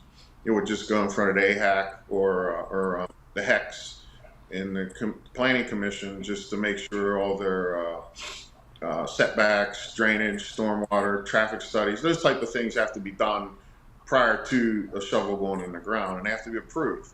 They have to be approved on several levels. They have to be approved by stormwater. They got to be approved by the traffic safety studies and permitting when it comes to their building, and all these things fall in line for their stormwater plan for the property and things like that. But if it's a piece of property and they're asking something, or maybe a demand, from what I understand, don't quote me on this, but what typically happens is I can quote me on this, the developer has to have what they call NIMS, a neighborhood information meeting. That by state statute, they have to hold that. Now that's the developer and the builder hold that. That's not part of the county government. Now, there will be, at times, there will be representatives of the county there just to see what they're telling the public, how the public's recepting it, and if there may be some issues that may be addressed. Now, I believe Commissioner LaCastro had attended one of the NIMS meetings. I think there's some strong pushback from the public, and he has a right as the commissioner in that district to have it forego some of those other things and just have it brought before the board for a public hearing. Because I don't, this is the part I said don't quote me on, but I think there was a question about their gas station. And I think on the zoning for the gas station is typically in a certain area, and I think the Costco might be asking to have it in a different area. But I'm not 100% sure. There was a rumor I heard that may push it to the point where Commissioner LaCosta will bring it before the full board. So we'll have an actual hearing on it, but I can't say 100% that'll happen for that particular project. But people have to understand, you have to know the zoning that these projects go on. I mean, if it's already zoned for that, there's not a whole lot you can do. State statute trumps what the county can do. If the state statute says that's allowable use for that type of property, they have a right to build it. You gotta remember, property owners have rights too. Everybody in this country has rights. It's just different levels of rights and what you can do with those rights, as long as you're not interfering with the rights of other people. Yeah, they have, and that's the hardest thing I think people have to understand. I hear these stories all the time. A community will come in and they're very outraged, and they're like, well, when I bought my house, they told me that this wooded area would never be built because whatever. And no knock on real estate or whoever's selling these things, but the fact is, unless your community owns them woods, you can't guarantee that. Because eventually somebody owns that property. Eventually they want to do something with that property. They have a right to do something with that property. It's theirs. So that's when we run into these things, and it's like, well, I was always told that never be built on. Well, do you own it? No. Okay, who owns it? Now, if that person wants to do something with it, they have a right to do something with it. As long as it doesn't interfere with your property rights or interferes with your way of living or some quality of living that we can justify. But just saying that you were told that would never happen, or, and I love it's always, well, traffic or this and that. These things are not just built without these studies being done prior to. And, there's a lot of hurdles that have to be jumped through before they actually put a shovel on the ground. So, Hey, Dan, are you a Costco or a Sam's guy? I go both, man. I have membership to both, to be honest with you. I like certain things Sam's, I like certain things Costco. So what about the hot dog? Do you get the hot dog? I mean, you're in pretty good shape. I mean, do you get the $1.50 for a hot dog and a soda? The hot dog, that's the best deal in town. They actually lose money on that, from what I understand. Yeah, that's what I hear. But they do have a good one. They do have a good one at Sam's as well. So I think you can get like a pretty good deal. Yeah, they're both the same. I think they're around like $1.50, right? It's good. It's good. Quarter-pound hot dog and a soda. That's part of the membership. That's what you get with the membership. You get. Hey, I'm retired. I'm retired, and I'm on a very fixed budget, so I eat those hot dogs quite frequently. Yeah, so I'm on a very, very tight fixed budget, and that's it. And then real quick, we'll close out with this. Who do you want to see as the Pittsburgh Steelers starting quarterback in 2025, realistically? I think we need to. I think we just need to put some time into Justin Fields, man. I mean, I think the kid is a natural athlete. I think he has all the abilities, and I think he has the heart. I just think he has to have the right people around him to fine tune those skills. Because when I never forget, I remember him in when I had Ohio State. I think he was playing Clemson in that playoff game. Mm-hmm. They were down. Clemson was handing it to him, and Justin Fields put that whole game on his back. And he brought Ohio State back. It was like, he's like a man amongst boys out there on that field. And I just think, Chicago destroys all quarterbacks. Let's just face it. No matter who they get, they can be the greatest quarterback. Head coach is a quarterback. Chicago takes them first round, and they alienate them somehow. I don't know how they have the ability to do that. But I think that kid still got a lot of good years left in him. And but he just needs to have the right quarterback coach, the right people around him, and I mean, I think there was some glimmers of some good things last year. Really, think about it. He didn't he didn't really lose those games that he lost. You know, it was a team effort to lose those. But when he was on the field, I think we were undefeated until the last 2 games, and then of course they switched quarterbacks. Yeah. But I thought they should have just stayed with the hot hand until he really screwed up. But they didn't. The Steelers didn't do that. Tim, I'm sorry, we're talking about football. I know you haven't seen the football. Yeah. Sure, Patrick. You know, I'm a Pats fan. We're just trying to rebuild, so we're happy with that. So sorry to hear that. And the Niners, they're a wonderful program too. I think they kind of gave up on their team. But. One down year in 5 years, and wow. Yeah. Well, you know, I was going to ask the commissioner about the Steelers, right? So. You guys play really good football, and I know it's been tough because you guys are right there almost every year, but you can't seem to get over that hump, and that's been the last 10 years. All right, well, what about new coach? I think the consensus is that I think we need to hire Daniel Jones so we can go 1-16 and then get a high round draft pick next year. That might work. Who you get? The problem with the Steelers is. We haven't had losing season in so long. Right. We always finish right at the playoffs. We usually go out first round in the playoffs. So we're always sitting very high in the draft. This is a fact. The last time the Steelers had a pick within the first 5 in the first round was over 50 years ago. I believe it. I think Roethlisberger. 50 years ago. Think about that. Wrap your head around that. Wow. Wow. Shows you how competitive they've been. They've had 4 head coaches in the last 50 years? 3. Tomlin, Cowher, and Knoll. Chuck Knoll. Yeah. Wow, that's impressive. I think Chuck Knoll started in 69. Cowher in the early 90s or end of 80s. And then Cowher came in 92, I think. Yeah, something like that. Yep. Yeah. You know, and the Pittsburgh Steelers fans are hardcore. And I know Commissioner knows Richie Mattis. I watched many football games with Richie Mattis. He literally kicked me out of his house one time. He says, "You can't come over here and watch any more games." I seen tears rolling out of his eyes for a loss, and I seen tears rolling out of his eyes for a Super Bowl win. So you guys got some pretty passionate fans up there in Pittsburgh, Commissioner. Yeah, the problem is winning seasons and making the playoffs is not our goal. It's not what we want. It's not what we're used to. That's not our tradition. Our tradition is winning Super Bowls. Right. And we're slowly watching everybody creep up. You let them Pats creep up and tied us. I don't like that.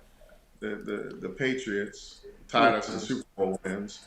So it's funny because when the Super Bowl's on, I always root for the team that won't catch us. Well, that's what I am with Kansas City, right? Who wants them to have a three-peat? I sure hell don't want them to have a three-peat. I talked to Rich Hampton about that the other day.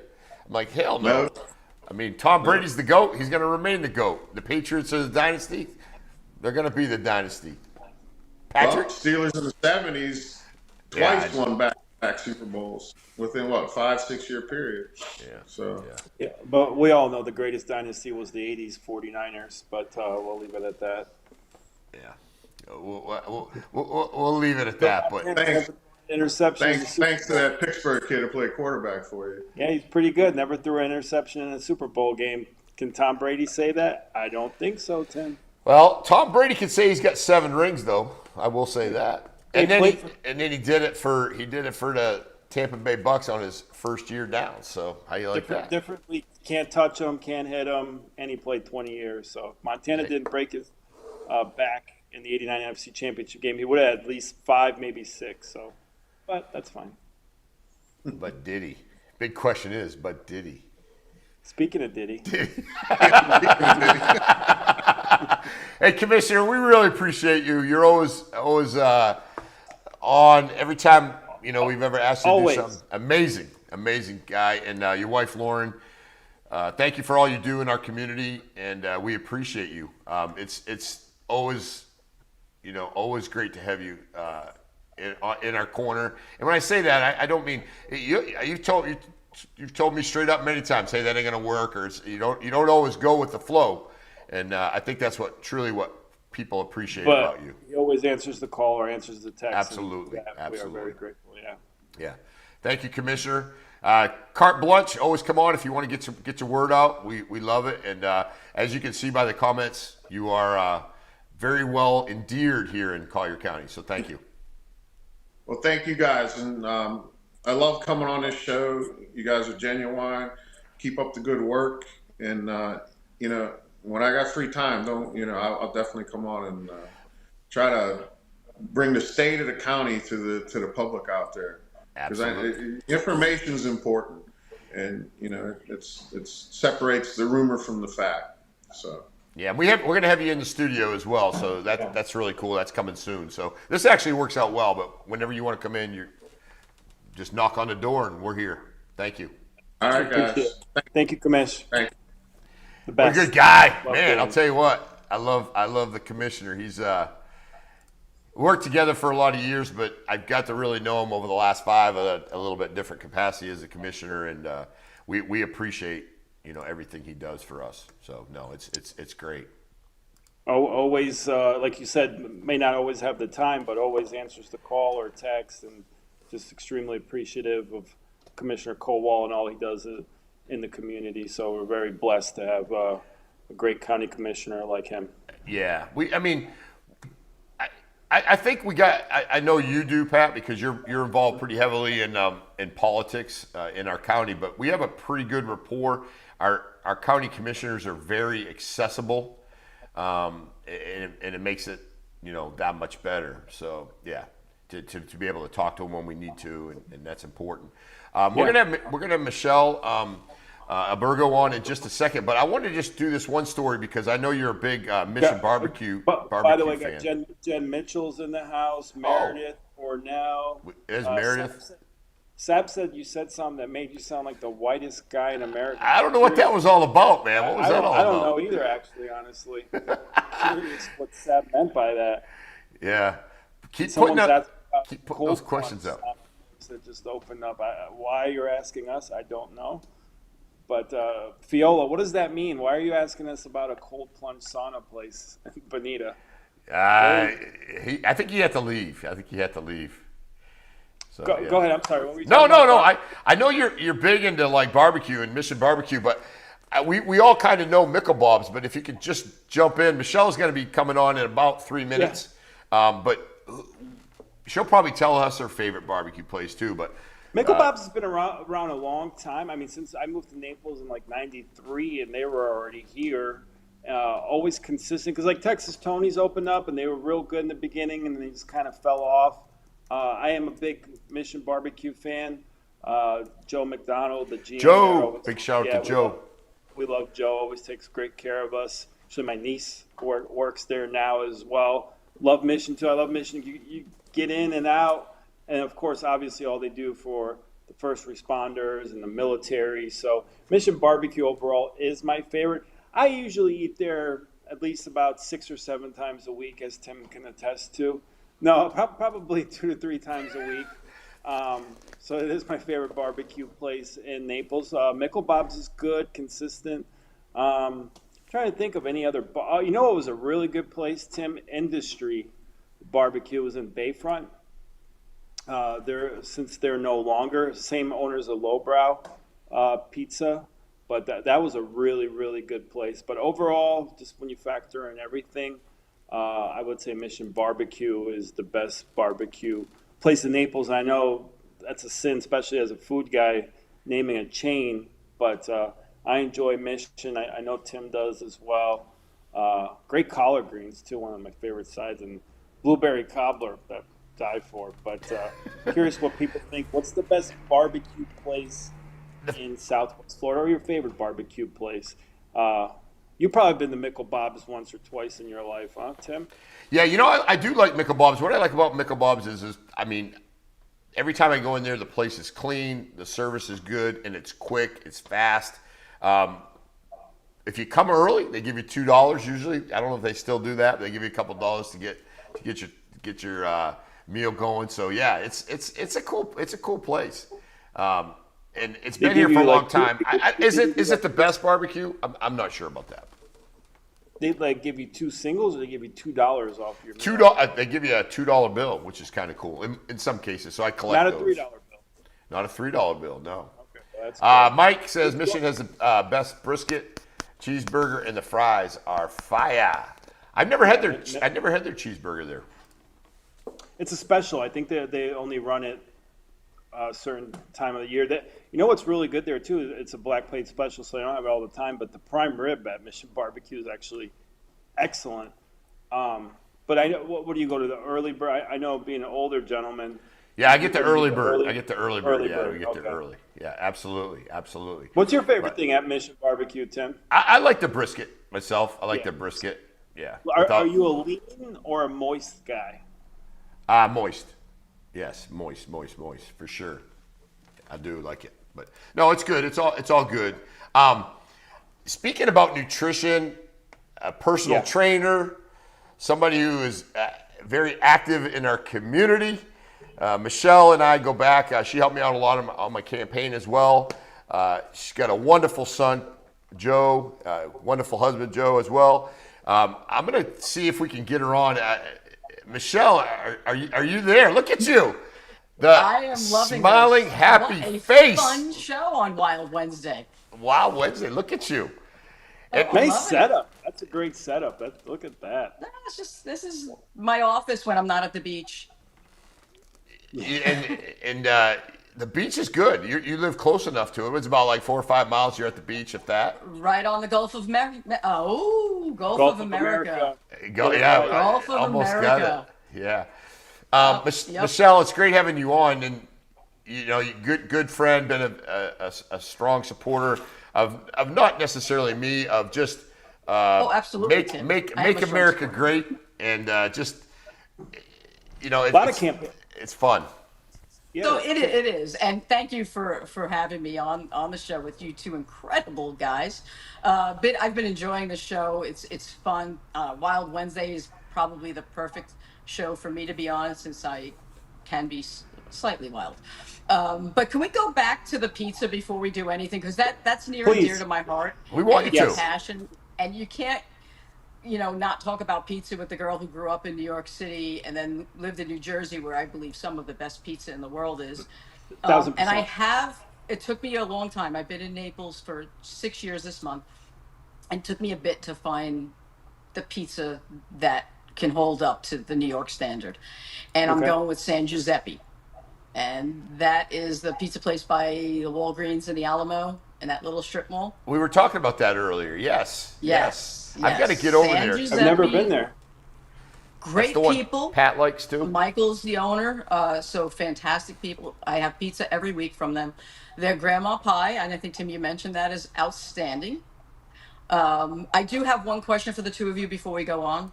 And, yes. How do you guys feel about pineapple on pizza? I like it. Because I can be very judgy about this. I've had people make fun of me because I've had Hawaiian pizza. Like, who the hell eats that on a Pat, pizza? do you like no pineapple? No pineapple on my pizza. Next question. Good man. I see how you are. Yeah, I don't believe pineapple belongs on pizza, but nope. Oh, did we lose Michelle there? Maybe for a second. She's out a little bit, but yeah, we'll get her. Get fired up about pizza. We'll get her back on. I have gotten a lot of people who have given me crap for doing that. Did I lose Michelle, you guys? Yeah. The power cord went out, Michelle. Tim we got you now. About the pineapple. Can you hear us, Michelle? Yeah. She's logging back. She's probably logging out. Technical difficulties of live TV. Little live cameras. But I have gotten a little bit of crap for eating the pineapple on the pizza. But you know what? If it tastes good, I'll eat it, and I'm good. That's the one thing I've noticed about you, Tim. You're not picky whether it's a beverage or a food item. If it's in front of you, you'll eat it and drink it. So, I admire that about you. You're not bougie whatsoever. Yeah, no, I'm not. Well, like I told you earlier, pizza, anything with pizza is good. Michelle, can you hear us? Are you back? I can. I'm sorry. Apparently a call came through and totally disconnected us. I'm thinking it might be somebody who was upset over the whole pineapple pizza situation. Yeah, that could be. And Trisha, I gotta love Trisha. She's saying go Michelle. She loves pineapple on a pizza. Awesome. Thank you, Trisha. We appreciate that. Yes, for sure. We have that discussion often. Well, do you know what? This is just a real quick funny story. I'm over in Sardinia in Italy, and they have what is called an American pizza at the restaurant. It's at John Luca's brother's restaurant, and they actually have a pizza over there with hot dogs and French fries on it, and they call it the American pizza. And you go in, and they're all eating it. Everybody loves it. So that's painful, Tim. Put it on a pizza. So, yeah, that's really painful. I haven't tried it, but sure, Tim. As you can see, I never met any food or drink I didn't like. Yeah, Meredith, you're fine the way you are, but I know you enjoy going out. And if you want to find out where the good deals are, Meredith is usually pretty good about telling us where to go. So that's always a good thing. Yeah. So. And what about for a chain? What do you for a pizza chain? What do you consider? None. None. I could see that. Yeah. And then too, I know Michelle, you've been a part of a couple campaigns here in the last 6 years, right?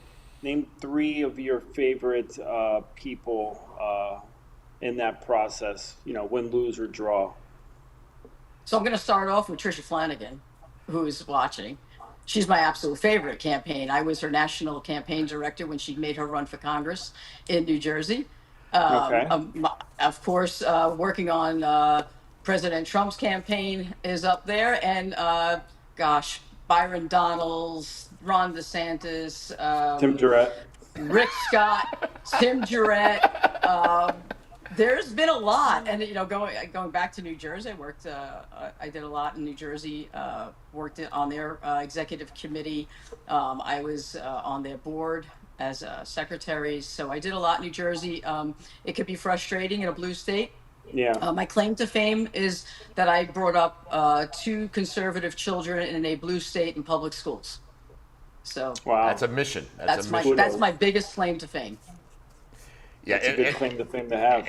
And I can tell you, I'm like the biggest fan of your son Joe. He's an amazing young man, and I'm so proud of what he's done. And he's got a bright future. And he's the type of kid when you first meet him, you're like, I like this guy. He's good. So him and Aaron do some great work here in Collier County. Yeah. Joey became like a man at age 5. He just went from riding on John Deere tractors to running campaigns, and now he's working for Senator Rick Scott. So pretty cool. Yeah, that's pretty neat.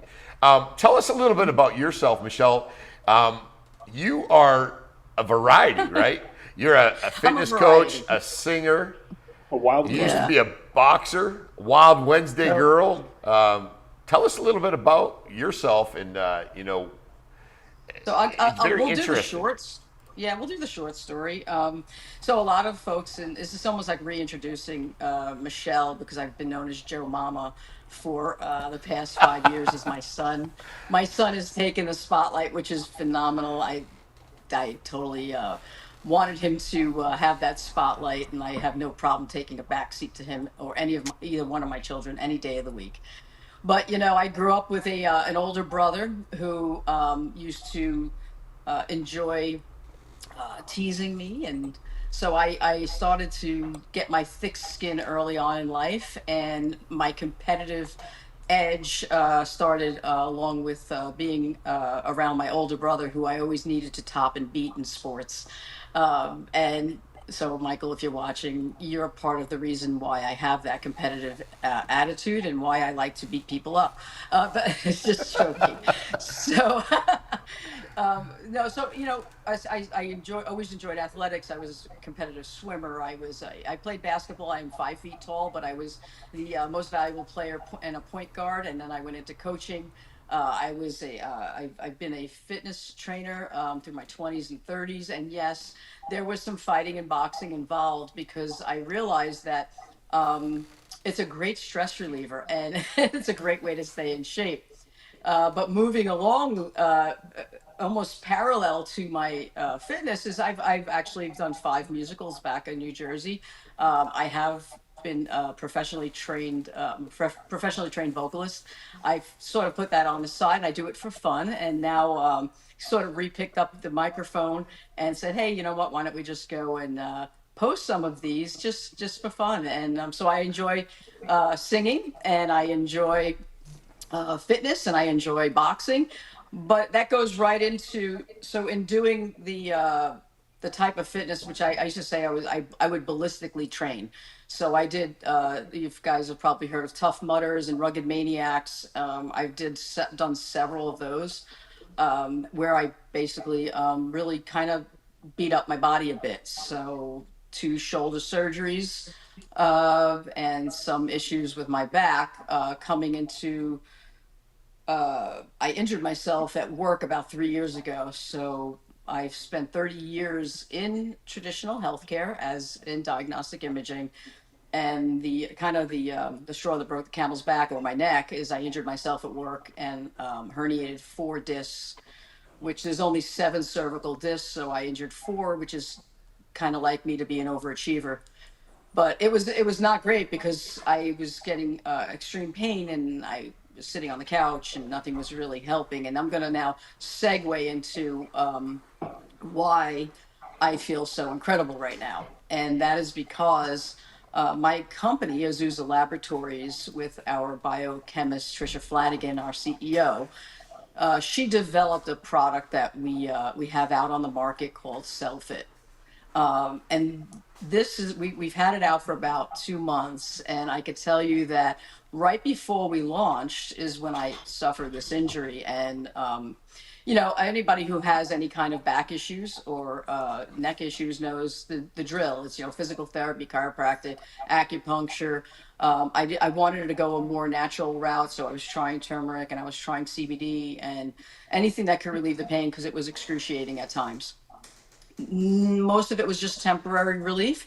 The one that worked the best was 800 milligrams of ibuprofen. I think most people realize that is not sustainable. You cannot take 800 milligrams of ibuprofen all the time without completely destroying your stomach and causing more problems. And unfortunately, what we've been kind of red pill through COVID, we've seen that a lot of times what pharma does is it doesn't really fix anything. It masks things, it band-aids it, and it inevitably causes yet another problem. And you end up on the hamster wheel of, we have this, but it's going to cause this, but then we have this to fix that. And that's unfortunately that hamster wheel that a lot of people get stuck on. Fortunately for me, is I have a brilliant best friend who developed a product that harnesses and leverages an enzyme that we create naturally in our body that has the ability to repair any cellular damage that we have in our body. So, quick and easy science lesson. We all know that we're made up of trillions of cells. It's known as the building block of life. And if those cells are damaged, what happens is all of our body systems get affected. And in my opinion, there's really only one disease, and it's cell disease. And the more damaged our cells get, the more it wears on our immune system. It makes us kind of get older faster. So what she did was she developed a product. We are the first ever therapeutic enzyme on the market. And there's no side effects. And we make it right here in the Sunshine State. So we kept it local. There's no fillers in our product. It's completely clean. Guys, I know you're going to do this with your head after I say it, but after 2 days, I felt improvement in my neck. After 2 weeks, I was pain-free. That was over 2 years ago. Now I'm back at the gym. You guys see me. I'm out. I'm having a great time. My skin looks incredible. So it's been a game changer for me and most of our clients as well. Yeah, I mean, how do you apply it? Is it something you put on your face, or something you inject, or how do you believe it or not, it is it's a capsule, Tim. It's one capsule every day. Okay. It's in a bottle. I take one every day. And the beauty of it is you can safely take 2. And the reason why I say that is because it doesn't stop me from doing stupid things. So occasionally I do something stupid and I might tweak my shoulder or my neck, and what I'll do is take 2 one day and two the next, and I'm good. But what I want people to realize is that's one application. I have say three buckets of people, of clients. I have athletes that take it to basically boost their performance in the gym and decrease their post recovery time. I know if you guys are in the gym, you know, leg day, the day after, stairs and toilets are very difficult to manage. Well, it's a little bit easier when you take Self-It. So your recovery time post workouts are going to be much better. Then I have a group of clients that are in generally good health, and they want to maintain that and keep that optimal level of health, keep their immune system functioning the way it should, so that when all these crazy, flus come out, they stay healthy. And they use it as a preventative against things like cancer and neurodegenerative diseases. And then I have some clients that have a few issues, arthritis, skin conditions. I have a bodybuilder that had an acne issue on his back. He was a competitive bodybuilder, tried everything to clear that up. Self-It helped in that regard. So really, when you're talking about getting to the cellular level of things, the reason why it helps so many things is because that is the basis of everything. So it's brilliant. It's changing many lives. It's changed my life. I'll stand by it all day, every day. And if she's still watching, thank you, Trisha, because she literally gave me my life back. But I will say this: she said yes, and this is a godsend, and we give all the glory to God. Real quick, where can we get it, and like what does a normal bottle cost, and tell us how we can get this product. So the beautiful thing is in Naples, we have right now two local retailers that carry Self-It. Seat to Table carries Self-It in their health and beauty section. The Uptown Chemists over on Immokalee next to Sam's Club, they also retail it. You can also buy it at selfithealth.com. And we'll ship it to you. Again, we're located right outside of the Tampa area, so anybody in the listening audience here in Collier County gets it rather quickly. The price, it ranges. A single bottle online, it'll run you about $60. We run specials quite often on our 3-packs, which is a 3-month supply. So I would say if you want to get in your hands quick, come see me. And I'm at Seat to Table a lot, guys. So anybody wants to come say hello to me or has a question, come talk to me at Seat to Table, and I'll be happy to answer any questions. And you can also email me at michelle@azuzalabs.com. I don't know if you guys could post that later. So if anybody has a question about Self-It, they can feel free to email me anytime. Yeah, great information. Yeah, absolutely. Yeah. I mean, me and Tim haven't seen a gym since Bush was in office, so we can't relate to those ache and pains. But we should go one day. I'll go to the gym with the two of you. I'm going to start. Shout out to Jeff Delaney and TS Clinics. Going to get in the program there. So, yeah, definitely going to get back in the gym. So I'll be back to report on that. But being a Jersey, New York girl, I want to know Casino or Goodfellas and Pacino or De Niro? Oh, if you're going to go movies, so people who know me, I don't watch movies, but I do know Goodfellas, so I'll go with that. Okay. I'm not a movie I am terrible with trivia. And Pat, I was actually stressing over this because I know you like to do this trivia stuff. And I say he's going to ask me trivia questions and I'm not going to have any idea what he's talking about. Can we go back, not football? How about hockey? Can we talk hockey? Yeah, bring it. I mean, I'm not like a huge know all the players. Like Pat knows a lot of stuff about shit that doesn't matter. To be quite honest with you, I'll bring it straight out forward. Like he'll ask me, you sound just like my ex-wife. That's exactly. Yeah, it's what I'm trying to sound like. That's what I'm trying to sound like. Well, I get that vibe, Tim. Basically, you know, and he look at him. He's getting a little bit mad at me. That's all right. We like it. It's okay. What we always tell each other, hey, if you're not picking on your friends, we don't love you. So Pat, there you go. Yeah, it just seems to work. That energy seems to go my way more than the other way, but that's fine. You've been ripping on me. It's okay. Go ahead with hockey. Yeah, what's so the hockey? You tell me, Pat. Who do you like? I'm not a hockey guy. I'm not. No. Even being from the Czech Republic, arguably the greatest nation to produce hockey players in the world. You know, Jaromír Jágr, Dominik Hasek. But I follow like Czech players. I don't really have Okay. a team. I know you're a big Panthers girl. I do know that. I am a big Panthers girl. Stanley Cup champions, Jeff. Go Cats. I like the Everblades, our local team here. 3 Kelly Cup winners, and I also grew up in a New York Ranger household. Of course, my dad, may he rest in peace, was a huge Ranger fan. So when the Panthers play the Rangers, I'm a little torn as to who I'm gonna root for, but I always figure I just can't lose in that game. So, and I don't know if you guys saw the Four Nations and what happened. Oh, that was awesome. See that? That was awesome. Drop the gloves, Canada. That's right. Go at them. That's it. It pissed me off in the first 9 seconds. I know it pissed me off at the last game, but it was a great game. So, those guys are amazing, and they play against each other all year long. A lot of people don't realize. Yeah, and they play half of my not friends only against each other, some on the same team. Oh yeah. Half my friends, but they throw down for their country. Gotta love it. But it's fun when you go to a fight and a hockey game breaks out. Yeah, I like that.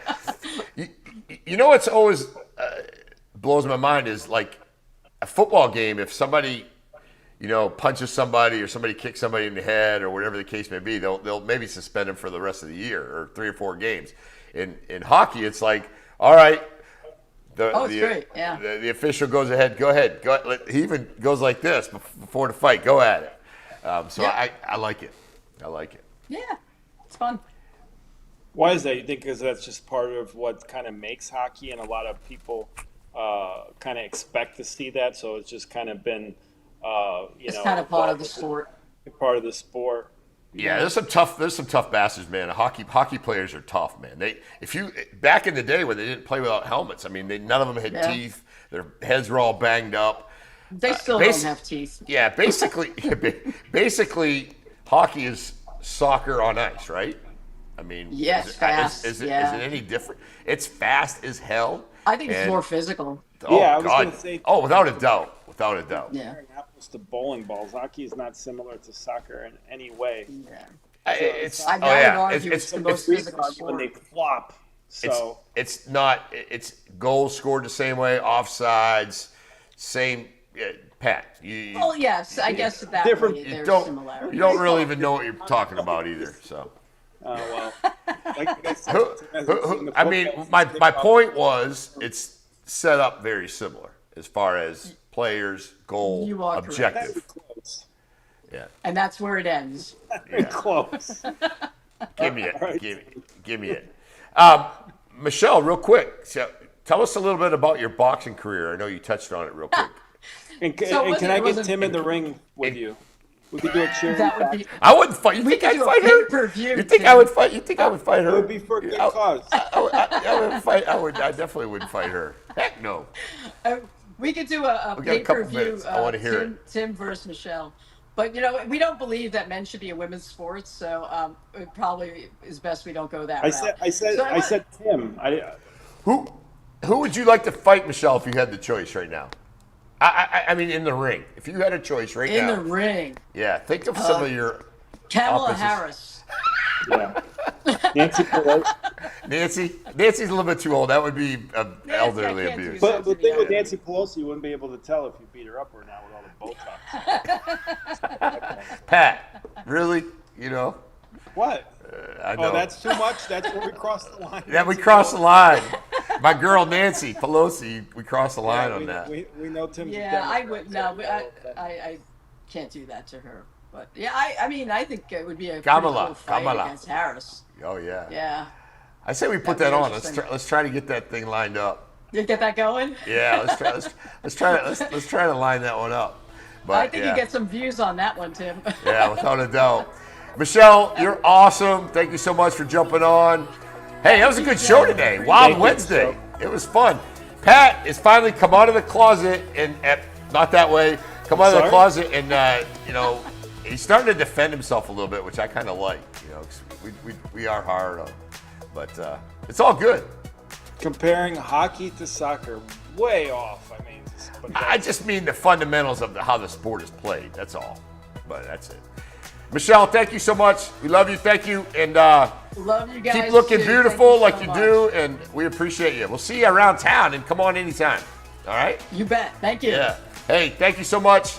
Pat, guess what? Put your finger to the camera. This is going to sound Finger like to the camera. This is going to sound We like are. Do it one more time. Do it one more time. We It's are going to sound like I'm hanging up on you, out, but I'm not. but we're not.